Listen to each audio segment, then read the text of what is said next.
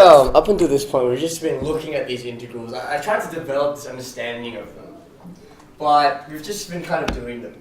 We're taking the operation, finding the primitive function. Sometimes we add c. When do we have to add that constant there? When there's no numbers. When it's an indefinite, right? Because we're looking at the whole region under the curve as a general function. But when don't we have to use that constant?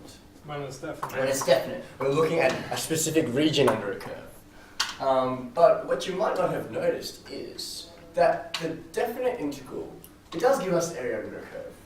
It gives us a specific area though. And it's called the signed area. I'll explain why in a second. It's called the signed area. How are we meant to know? Hey, that fit my gap. What I mean by a signed area is if we looked at areas above the x-axis, Oh, my gap was a little bit big. it's going to give us a positive result. It's going to give us a positive result. Let me show you what I mean. Just draw on the side here. Let's suppose I've got the function y equals to x cubed. What would that look like?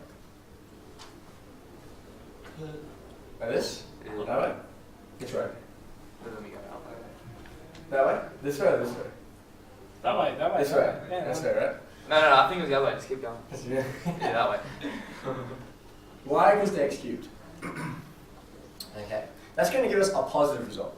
Let me show you why.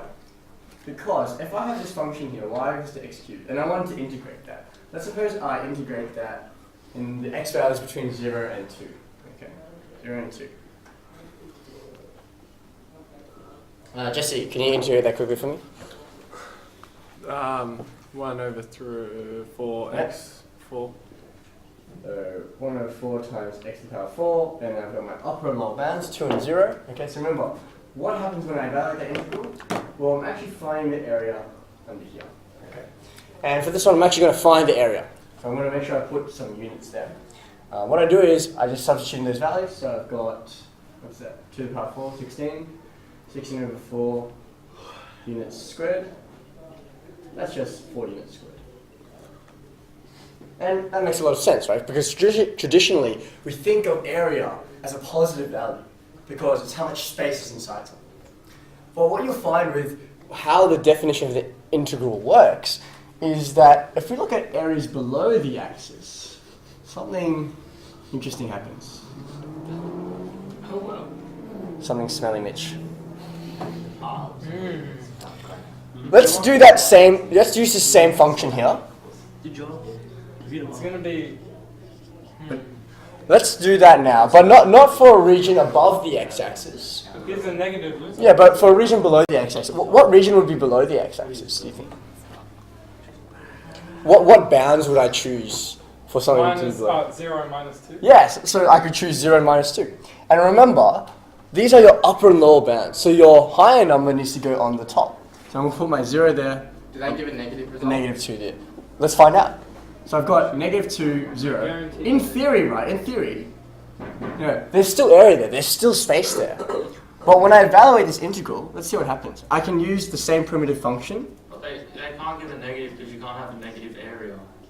That's right. So you make it a But let's see what happens when I evaluate it, right? When I evaluate it, what do I actually get? I get 0 minus, I'm just substituting these upper and lower bound values. I get 1 over 4 times minus 2 to the 4. What's that going to be? Is that positive or negative? That is positive. So this part is positive, isn't it? Because negative 2 to the power 4 would be a positive But value. it's a negative outside the Yeah, bracket. but then there's a negative here because when I integrate a function, I have to subtract the upper bound and the lower bound value. So I'm actually going to get negative 4 as my value. And we know, just looking at this picture, we know that doesn't make sense, that there is area under there.